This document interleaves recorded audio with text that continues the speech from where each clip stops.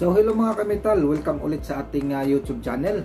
At andito na naman muli si Bamski Vlog upang magbabahagi na naman tayo ng dagdag kaalaman at dagdag idea. Ito'y tungkol kung paano nga ba tayo mag-estimate ng ating mga roofing. So yung ating roofing na estimate ngayon mga kametal ay shed roof lang yung ating i-estimate. So yung naka-slope lang, yung isang slope lang ganyan, wala na siyang ganyan. So bali ito ay ni-request sa atin ni Ma'am Linlen Rubias. So shout out sa iyo dyan Ma'am Linlen Rubias. So ito yung mga tanong niya guys. Baka mabigyan mo ako ng estimated steel trusses para sa sukat na 5 meters yung lapad at 7 meters yung haba. Pa-slide lang po yung design ng bubong. Salamat po. So indito pa yung isang comment niya sa akin. So salamat po sa video, may natutunan ako. Magtatanong lang po, pa-slide lang po kasi yung bubong ko. At yung gilid niya ay naka-asintada. Ano po magagamit ko dyan? Steel trusses lang ba? Wala na ba yung mga nabanggit nyo na tubular? Okay, so gagawa natin ng video yan. Pasensya na kung medyo natagalan po tayo dahil busy po tayo sa ating trabaho. So ipapaliwanag ko na lang sa iyo kung magkano yung inyong magagastos sa iyong bubong na 5 meters by 7 meters. So isasama na rin natin dyan mga kametal yung kanyang roof framing at saka yung sa kanyang roofing para kumpleto yung kanyang estimate. Baka nakaready na yung budget ni Ma'am Linlen. So guys, kung may bala kayong gumawa ng inyong mga roofing gaya ng gagawin natin ng video ngayon, so panoorin nyo lang ang video na ito para mayroon kayong idea sa pag-estimate ng inyong mga materyales. So bago natin simulan yan mga kametal, kung baguhan ka pa lang dito sa aking YouTube channel ay huwag kalimutan mag-subscribe at i-like at i-click nyo na rin yung ating notification bell para ma-update kayo sa ating mga bagong videos ni upload. So let's go mga kametal, simulan na natin.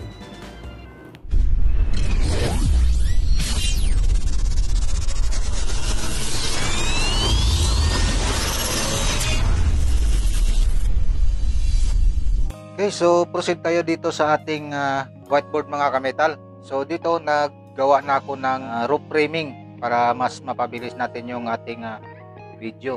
Okay, so itong sukat na ito ay base ito sa ni-request sa atin ng ating requester na si Ma'am Linlen Rubias. So shout out sa iyo dyan Ma'am Linlen Rubias. Okay, so yung type ng kanyang bubong na pina-estimate niya sa atin ay sheet type. Bali ganito yung style ng kanyang roof. Bali ito yung riser, ito yung run niya. Bali ganyan lang. Bali isang slope lang yung kanyang roof. Okay, so wala na dito. Wala na dyan. Okay, so ganyan lang yung roof niya. Hindi ko lang alam kung saan yung front niya, pero yung sa kadalasan naman sa bahay, dito yung front. Dito naman yung kanyang back. Okay? So ito yung sa gilid niya. So dito, yung sukat ng kanyang area dito sa harap is 5 meters. So mayroon tayong buladas na 1 meter, kaya naging 6 meters yan lahat. Dito naman 7 meters plus 1 meter na dalawang buladas natin, ito ay naging 9 meters yan. Okay, so dito naman sa harap bali may riser siya na halimbawa lang maglalagay na lang tayo ng 150 cm. Okay, so dito naman ay 700 cm. Okay, para makuha natin yung kanyang slope ng kanyang roof. So dito pwede pa rin kayong mag-adjust, pwede nyo babaan kung medyo nataasan kayo ng slope nya, pwede nyo rin taasan yan. Okay, so dito sa slope nya sa ating calculation is meron siyang 12 degree sa slope. Okay, so ngayon naman kikitahin natin yung kanyang rafter, kung gaano kahaba yung rafter nya. So gagamit lang tayo ng Pythagorean theorem, yung ating a squared plus b squared equals square root of c squared para makuha natin yung kabuang length ng ating rafter. So mayroon siyang 915.89. So round up natin ng 916 yan, centimeter. So kasama na yung at tigwa 1 meter na puladas. Yung gagamitin nating adapter dito is 2x4 by 1.2 yung kapal. Okay? So ngayon kumpitahin natin kung ilan yung magagamit natin. So yung raptor na magagamit natin dito is itong ating 5 meter is hinati lang natin to sa tag 250. Yan yung kanyang distance kasi 5 meter lang naman ito, kaya hinati na natin. Pero maglagay tayo dito ng sagrad kasi lumagpas na siya sa 2 meter. Yung sagrad natin is 12 mm lang, pwede na natin gamitin yan pang sagrad. So dito naman banda mayroon ng firewall dito. Bali itong isang raptor niya dito ay nakadikit na lang sa firewall kasi kailangan din natin lagyan ng firewall dito para patungan ng kanyang pamakuan yung parlinan niya. Okay, so pintahin lang natin itong 916 i-times 3 lang natin yan, times 3 2,747. So i-divide natin yan sa 600. Okay, so para makakuha natin yung kanyang kabuuan kung ilan yung magagamit natin na raptor. So dito mayroong 4.57, so lagay na natin 5 pieces. Okay, so yan yung magagamit natin na raptor dito. So dito naman tayo sa ating parlina. So ang parlins na ating gagamitin is 2x2. Tubular yung gagamitin natin. Parehas lang naman yung presyo sa si parlins at saka sa tubular na 2x2. Pero 1.2 din yung kapal nito. Okay. So dito, yung distance ng ating mga parlins ay nagre-range yan ng 60 hanggang 75. Subukan natin sa 60. So itong 916, divide natin yan sa 60. 15 yung magiging magagamit natin. Pero dito sa huli, dito sa likod at saka sa harap ng kanyang raptor ay pwede tayong hindi na magkabit ng 2x2 dyan. Diretso na natin yung kanyang zipper lens na 2x8. Kaya ang magiging magamit natin dito is 13 pieces lang ang magagamit natin dito. Okay. So dito sa ating fascia board, yan sa fascia board natin 2x8 yung ating gagamitin. Yan 1.1 mm yung kapal niyan. Bali dito natin sa last yan ilalagay. Bali ipaangat lang natin siya ng 2 inches para magka-level siya dito sa height ng ating mga parlins. Okay? So yung magagamit natin dito is 6 meter plus 6 meter is 12 plus dito sa 916 is 21.16 meters. So 6 meters din yung standard na haba niyan. So i-divide natin siya sa 6. So mayroon tayong 4 na piraso na magagamit na 2x8 para sa ating fascia board. Yung 12 mm natin na rebar para sa ating sagrad, lagay natin dito sa gitna para dagdag tibay pagka magbubong na tayo. Siyempre may mga tao dyan na akyat sa taas para hindi uuga-uga. Yan, so rebar natin to. 9 meters plus 9 meters is 18. So divide 6 natin is mayroon tayong 3 pieces na magagamit dito. So ito yung ating tubular din to. Tubular din to. Ito ay si parlins. Ito yung rebar natin. Okay. So angle bar, gagamit tayo ng angle bar para sa ating pag-building dito sa ating mga si parlins. Kailangan natin na lagyan ng mga stopper yan. So kahit isa lang, yung 2x2 pa rin yung bibili natin, gagamitin natin na 3 mm yung kapal. So isang piraso lang yan. Yan, sobra na yan kasi pang stopper lang naman natin yan. So ito lang yung magagamit natin para sa ating framing, roof framing. So ang kulang lang nito is yung ating welding rod. Welding rod natin. Tapos yung ating cutting disc. Yung grinding disc natin. Yung primer natin, yung paint primer natin. So kailangan natin pinturahan yan, yung mga winildingan niya, kasi takaw kalawang yan pagka hindi natin mapinturahan. So, bili din tayo ng thinner at saka paintbrush. Kunti na lang ang presyo nito kasi dito 3 kilos 3 kg dito ay sa cutting disc natin 150. Kung bibili kayo sa Lazada, mas makamura kayo sa presyo kasi 25 pieces na ito. Yan. Sa ating grinding disc naman is isa lang, panglinis lang doon sa ating mga winildingan. Sa ating primer naman is 1 gallon.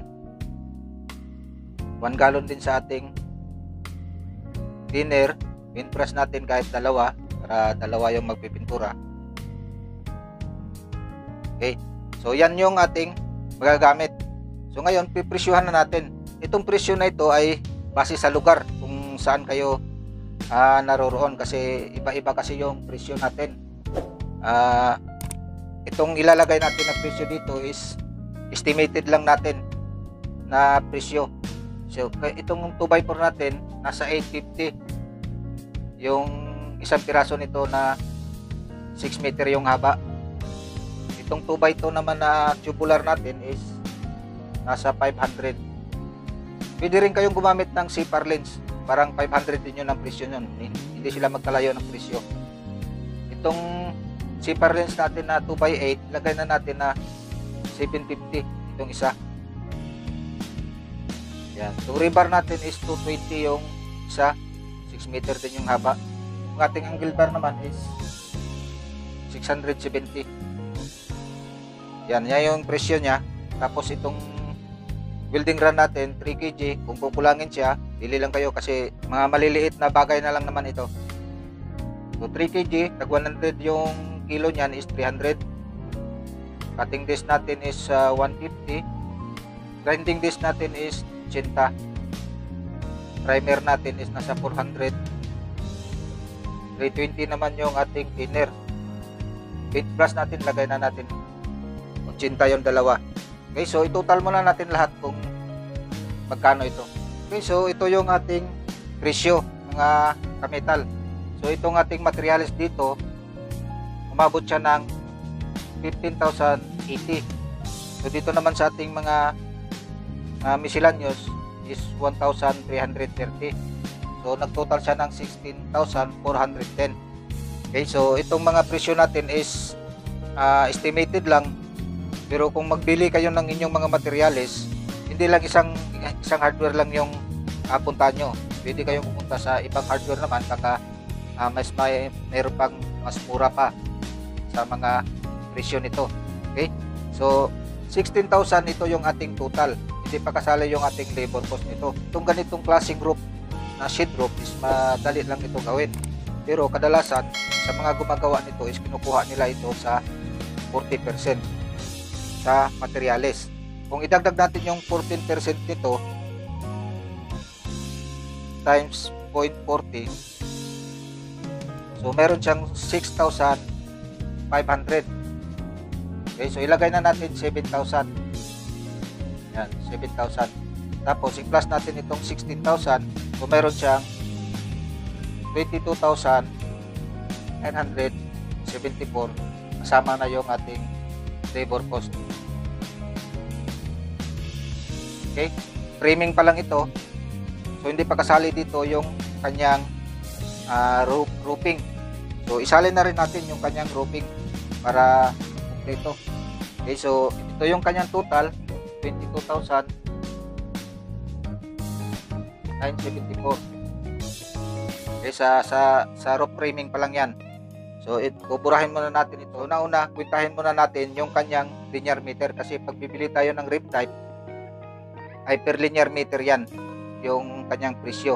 Okay, so 916, may mga pasubra yan dito sa pagdating dito sa kanya mga parlint niya, may pasubra yan na 10 cm.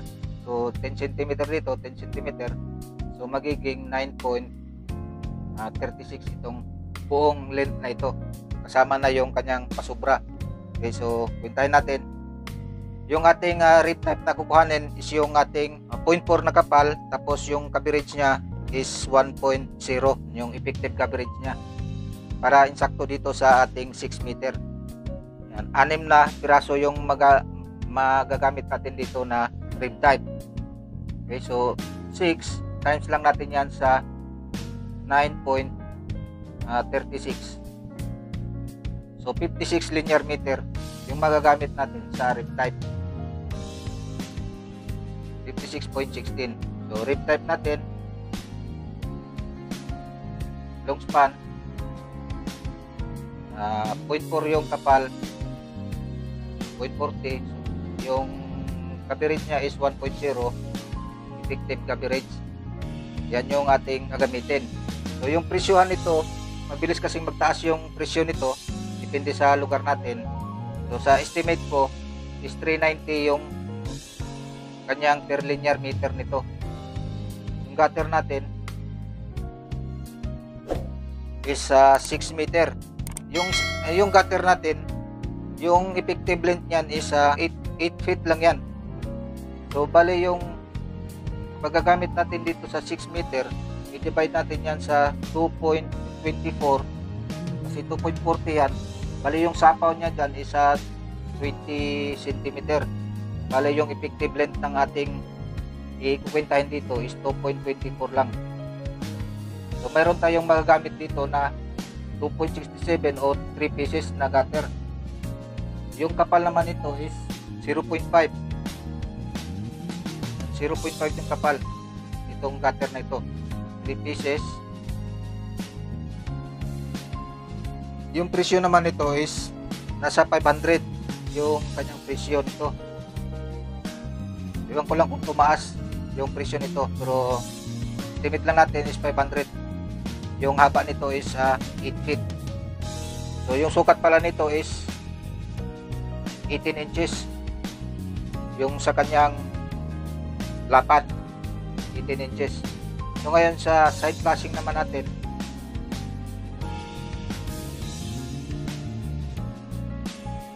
so 6 meter plus 9.16, 15.16 meters yung magagamit natin dito. So i-divide natin ito sa 2.24 din kasi effective length lang ating side flashing. So i-divide natin sa 2.24. So meron tayong 7 pieces na magagamit dito. Yan.